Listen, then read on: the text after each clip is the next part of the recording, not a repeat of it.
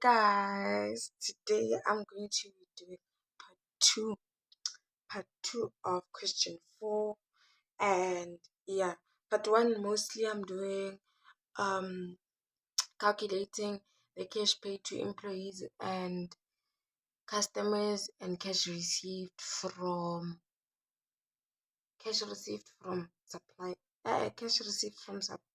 received from customers and cash paid to employees and suppliers. Yo.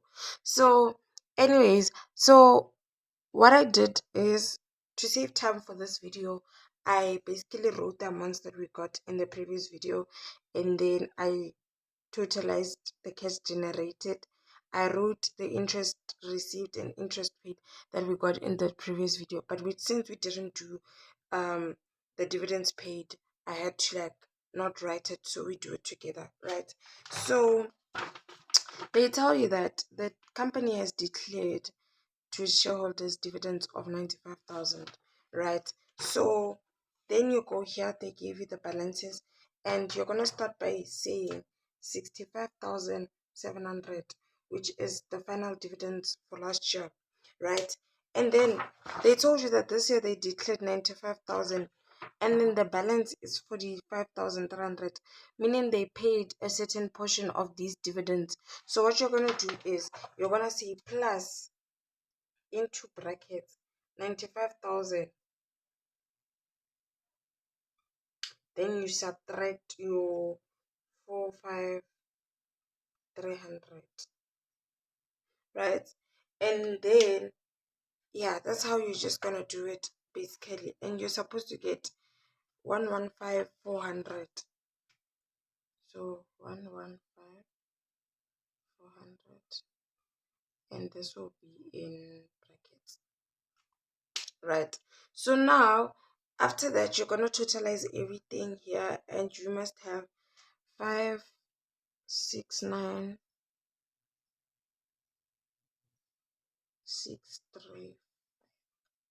Please make sure that you calculate these amounts, because I did the question prior, so I know the amounts where they're coming from, but you need to calculate so you make sure that you're in track with me. Let me fill in the last part so we can move on. Okay, let's continue.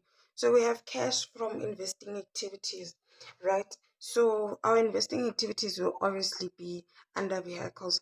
So they told you that they sold um a vehicle at 250. So what you're gonna do is, for starters, you're gonna check how much did they get for this vehicle, right? So what you're gonna do is you're gonna say the gross amount is going to be credited because vehicle is going out. So you're gonna say credit vehicle, and you have 250, and then you're gonna debit your accumulated depreciation, which is 125, and then you're gonna credit your profit, which is 30,000. So you're gonna take the addition of these two and subtract this to get the bank amount, because your debit has to correspond to your credit side. Then you'll find out that your bank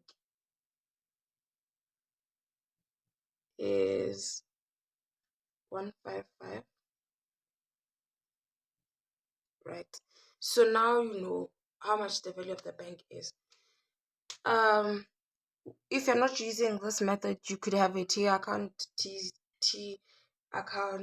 and on your debit for asset disposal, you'll have your vehicle.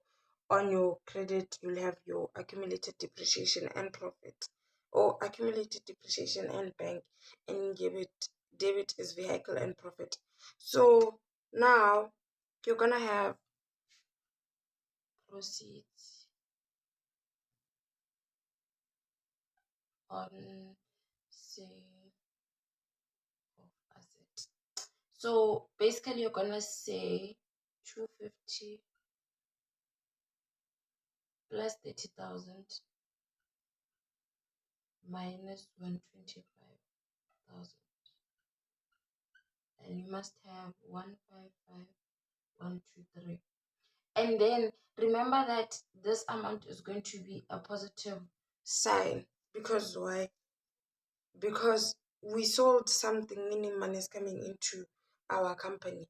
Now, moving forward, they told you that the vehicle has been purchased. Uh, there was vehicle purchase during the year. So we're gonna say purchase of vehicle.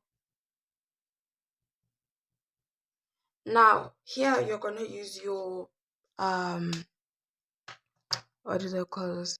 Mentality of PPE. So they gave you they gave you the cost at the beginning. They gave you the accumulated depreciation. Now what you must do is you must work around this cost, right? So basically what you're gonna do is you're gonna say this amount, the cost of the vehicle at the beginning, you subtract this one that has been sold, and then you subtract the closing amount to get the value of the new vehicle. So while we're working with the cost of these vehicles, checking the difference in which has occurred, right? So you take your balance at the beginning, which is 458,123, and you subtract the 250,000 which they sold, and then you subtract the 568,123 of the balance at the end, right? So you can get how much they bought, how much was the new vehicle at which they bought, and you'll have 360,000. This 360,000 will be negative because it is an outflow. We're buying an asset, meaning we're going to pay, right?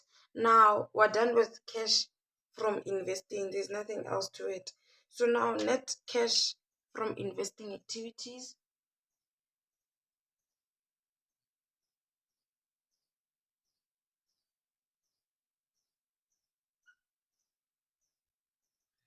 it is 205,123, and it must be in brackets, right? So we should take note of these amounts. Yeah. Now let's move on to cash from financing. Let me erase this part. Okay, now you have your cash from financing, right? So there you're gonna look at your loan and your shares. So the share has accumulated, if you can see, it has increased, meaning that we did what? We The shares has increased, meaning that we issued more shares. So now you're going to look for the difference of these two, because there's no transaction that is in relation to the share capital. So now you're going to say proceeds of shares, because we issued shares,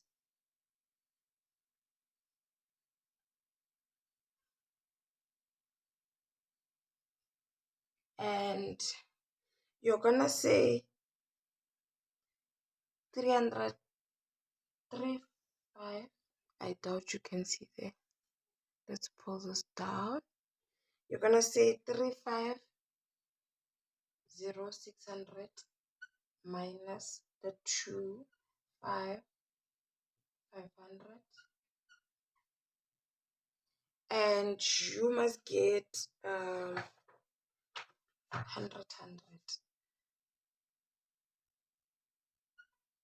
Yes. So it's the difference. You take the difference of these two amounts, balance at the beginning, balance at the end. You're gonna get 10, 100. And then is it an outflow or an inflow? Since we were selling shares, it means that money was coming into the business, meaning that it's an inflow, right? So we're gonna leave it as positive. Now let's move on to the last part and the last bit of our question. So we have loan. The loan has increased between the years, meaning that we purchased a loan, meaning we went to the bank and asked for an additional loan during the financial year. So you're gonna say purchase of loan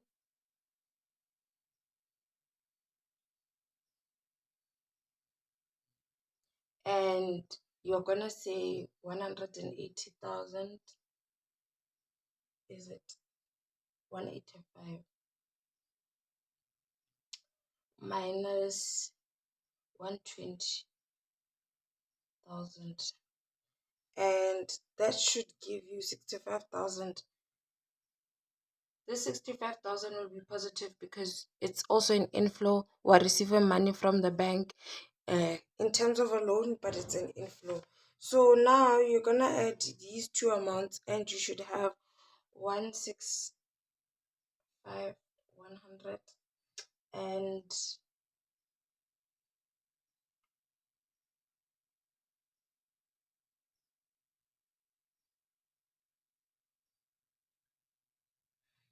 from investing. Now this is also a total, right? So now let's move on to our cash and cash. So we have net cash changes, then we have cash at the beginning, and then cash at the end,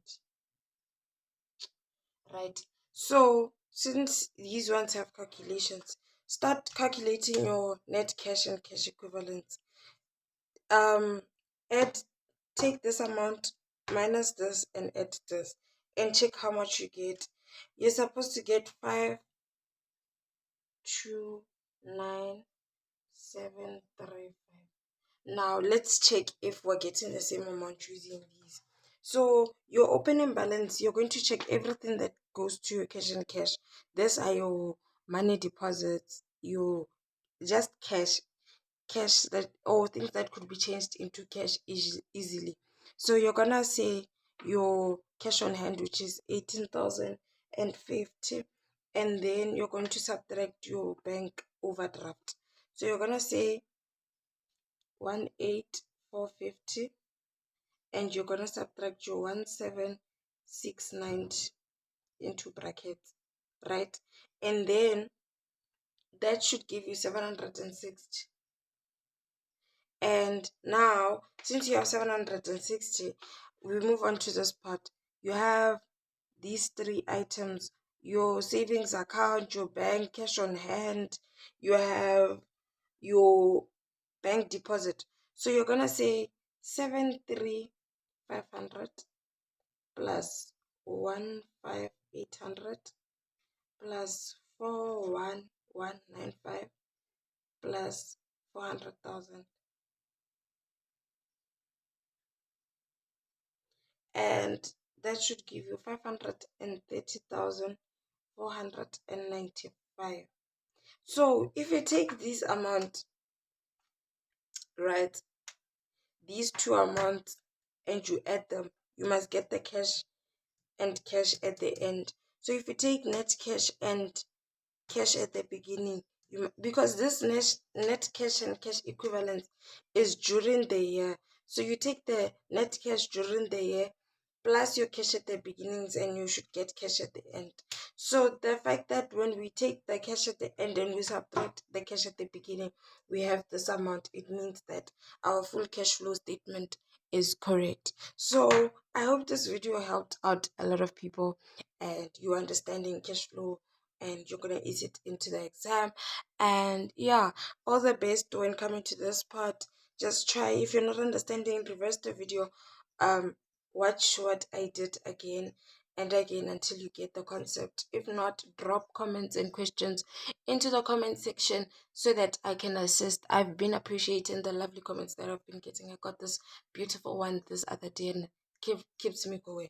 So if you have any questions, you don't understand anything, please let me know, and I'll deal with the question for you and post it on my YouTube channel. So yeah, hoping to see you in the next video. From me to you, it's bye and ciao.